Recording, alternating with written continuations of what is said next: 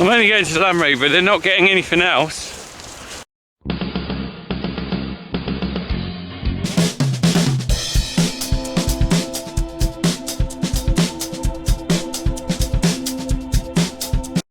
Right, I'm heading off down to check our heifers. I always come down, they're in the lower fields away from the farm, and because they're not milked we don't have to see them every day, but it's good to keep an eye on them, so I check them every few days. I'm going down now just to have a look at them, but I'm also, this really very poignant video, this is going to be about what's going to happen on this farm in the next year. I think the tsunami of tree death we're going to see, which is quite, well, devastatingly sad. I'm talking about ash dieback. We'll go and have a look at what's happening now. We'll have a look at the heifers, we'll talk about the ash dieback and the impact it's going to have. Right, here I am, just here by the good old sewage pumping station, which is just on our land. Right, so let's have a look. Can you see that behind me? Dead tree. Can you see that behind me? Dead and dying tree. Right, so what we got here, we've got some elm trees. Pretty common species throughout the UK, or was really common until the early 1970s. Now, this is like a history lesson here. So basically, Dutch elm disease came into the UK, I think it was around the sort of 60s really. This part of the country was covered in elm trees. And as a boy I can just remember when Dutch elm disease came on this farm, and my dad was out with his chainsaw cutting down elm trees, the massive big elm trees, which were dying off like a rate of knots. And for a few years it was okay, because I mean my dad had some wood to do up the farmhouse, and we made some doors and things like that. Plenty of good firewood because elm's great. And then suddenly you realise, hang on, there's no more elm trees. And I can remember sort of probably late 80s, or mid 80s probably, there were still some big stumps in the hedgerows of these elm trees that my dad had cut down. And since then, the elm tree keeps trying to come back, and we can see up there some that are kind of partly alive. Look, let me have a look at this one, look. So here's one that got to sort of 25, 30 foot. And then the Dutch elm disease has come back, and look at that. Look, we looked at these the other year, and there's some more here. Look, they're all dying off. This one here, look, just see it's starting to go. Can you just see that? Look at that, terrible. So that's the Dutch elm disease, probably mid 70s really, when it was sort of finally at its peak. Since then, no elm trees really make it. They just get to sort of 30 foot and they're dead. Massive impact on this part of the world, massive impact on our farm for the environment. Killed out all the trees, and then nothing left to replace them really, because they keep trying to grow but they die. I did try saving some when I was younger as a teenager, when I was doing hedge laying, and then they just always die. And that must have had a devastating effect on the environment, the wildlife, you know, the nesting sites for birds and things like that. So we've got past that, but we've now hit another tsunami of death, and that is the ash dieback. Now I saw that coming, you know, it's been in the press enough. We're going to walk on down to some ash trees in a minute. Saw that coming, and you think, nah, you know, might not come here, nah, see it on telly, nah. I've just spotted it on the farm in a big way. Last year there was a little bit of death, you know, tips of the trees dying, and we're going to go and have a look at what the result is now.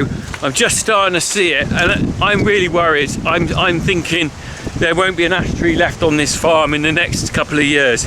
Let's walk on down, we might see the heifers in a minute, and we'll see what's happening. Well, there's the heifers. We're going to go over and have a look at them in a minute. We'll have a look at them in a minute after I've looked at the ash trees. Right, it's really windy now. I just hope that this video comes across okay, because I can't tell what you can actually hear. But I'm just coming up here, and I'm just seeing some ash that's got ash dieback. And we look here, look. Can you see that? Oh, this wind is annoying. Look at this, look. The poor tree is dying off all over, and that's just along on that bit there. I can see it's just starting to get into some of the ones down here in the hedgerow. Let's have a look. Well, I'm just going along to this one here, like same thing. So the top of the tree, you can just see some dead leaves, but on the outside, look at it. Look, it's just going. All the leaves, all the branches are going. They're bare as anything. That is just the start of it. Look at it. Dead branches on there. Not killed the tree completely yet, but how long before that happens? Oh, it's so windy. So I can see there, I can see another ash up there going the same way. We've got the issue here now. It's inevitable these ash trees are going to die. Pretty sure I'm going to lose all the ash trees on this farm in the next couple of years. And that's going to be a massive impact on the wildlife, massive, because we're going to lose those trees. Whether they'll come back like the elms or not, I don't know. But ultimately, if that happens, I reckon there's probably 30% elm cover on here in the 70s. There's probably at least 30% ash cover now. So when that goes, that's leaving very little, 30% oak maybe, and then after that, a few other bits and pieces. We're going to lose. The impact on the wildlife is going to be massive. Oh, this wind is doing my head in. I bet it's really noisy on the mic. Right, let's go and have a look at the heifers. So we've got one dry cow here. She's not due for a week or two. Here's the young heifers. Hello.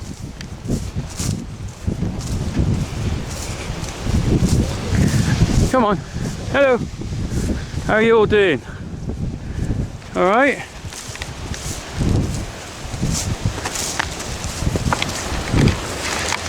A few dry cows in with them.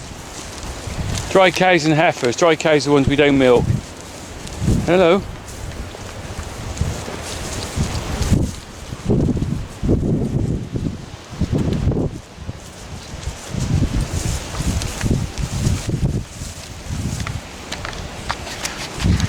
Checking for eyes, see if they got any eye infections.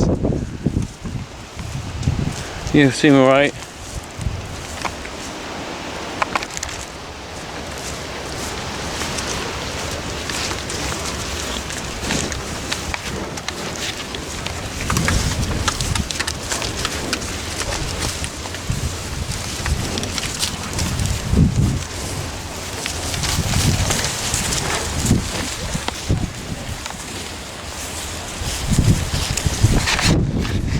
Right, they're going to follow me now, aren't they? Typical. Let's walk back. I'll have a little chat in the Land Rover. I don't know how much you can pick up with the mic noise on here. We'll have a little chat in the Land Rover more about the trees. There's another one going.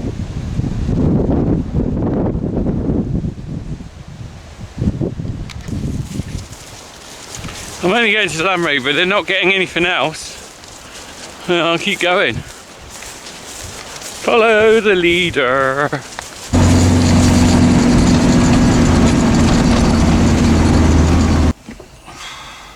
Okay, so that was a bit of a windy experience. I don't know how much you could pick up on the mic, but you probably realised there that you could see just the edge on the trees that the effect of ash dieback coming is. I think I'm probably a year behind when it's going to really hit. Next year I think we're going to see a massive amount of our ash trees dead on this farm, if not all of them, and that is devastating, because the thing is, this farm, as I said before, probably had 30% elm, 30% oak, 30% ash, 10% sycamore, bits of field maple and stuff.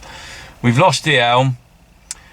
The ash is now probably going to go, so that means that probably historically over the last 40 or 50 years, 60% of the tree cover on this farm will have gone. We replanted quite a few trees in the sort of 80s and 90s. Me and my dad did quite a lot of that, and up near the farmhouse where there were a lot of elm, we put in some horse chestnut, field chestnut, some oaks, some lime trees. So the top half of the farm, if the ash goes in there, we'll probably have a reasonable amount of tree cover. Down this lower part of the farm, there's masses of ash trees. You take this stuff for granted, don't you? It's just always around you. And those trees have been there all my life. And you know what? You kind of get attached to them. I know this farm like the back of my hand.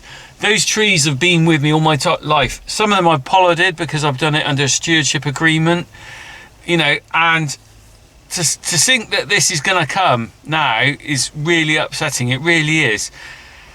What's going to happen is they're going to die, and then the trees will be remaining up in the field for the time that they're stood upright. I'm not going to go around felling loads of ash trees. I haven't got the time. And when you fell them, what do you do with it? You know, if you've got a wood burner, for the next 5 years, you're going to be inundated with cheap firewood.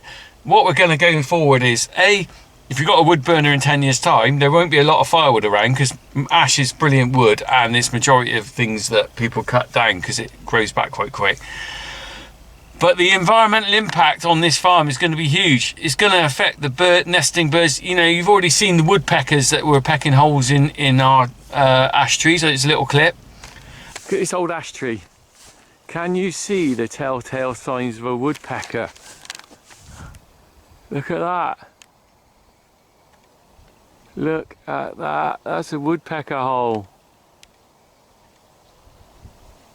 And if we look up above, go on up, where is it? Where are you? Where is it? Ah, there we go, look, there's another hole there. The nesting sites, the ivy that grows over them is fantastic cover for the birds. It then leads on to things, you know, just the ivy that grows up that tree has a lot of flowers on it. The bees love that. So you kind of get a little ecosystem going on with these little trees. I can't imagine what it's going to be like. I'm horrified to think what's coming. You know, a farm without trees, to my mind, is soulless. I drive around the countryside and I do see some farms that have just got hedgerows trimmed, and I despair. I think, put a tree in, because the thing is, if you think about it, right, so these hedgerows behind me, they are nesting sites for birds, small birds, okay?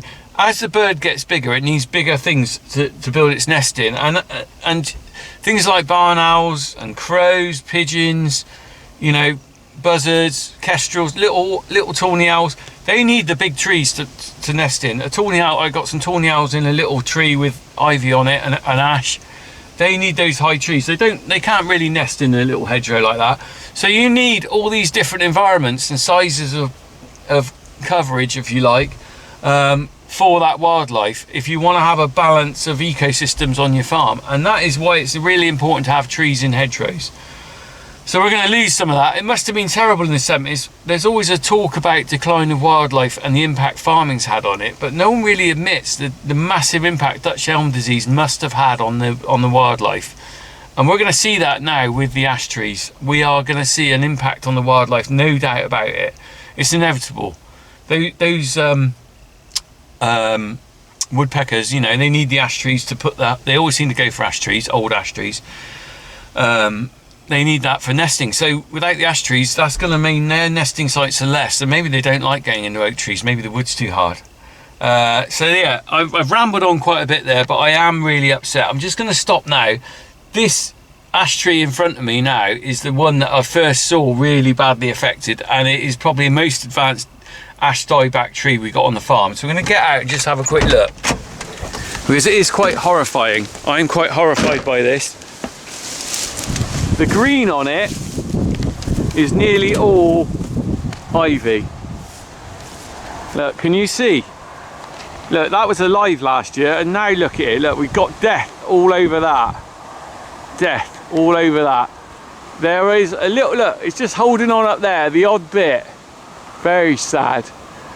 And then if you come down the trunk, it's the ivy. Look, do you remember I said about the bees like the ivy? But also anything in there, a little tawny owl or something can make a nest in there.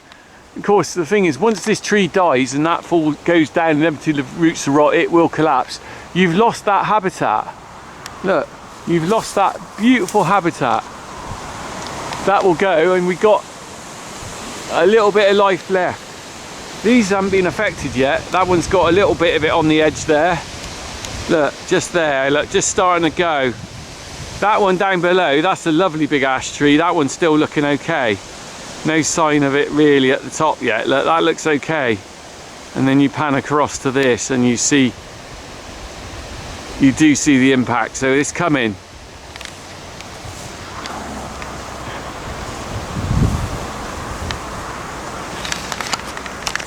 I'm so sad about that. I am really sad, you know. And what am I going to do? I don't know. Not a lot. I can't do anything at the moment. We'll see what happens. I mean, even if I replant trees here now, it's beyond my lifetime that I'll see the benefit. Well, I won't see the benefit. I mean, that's not the point, is it? You don't plant a tree for yourself necessarily. But it's not a little amount of trees to plant, is it?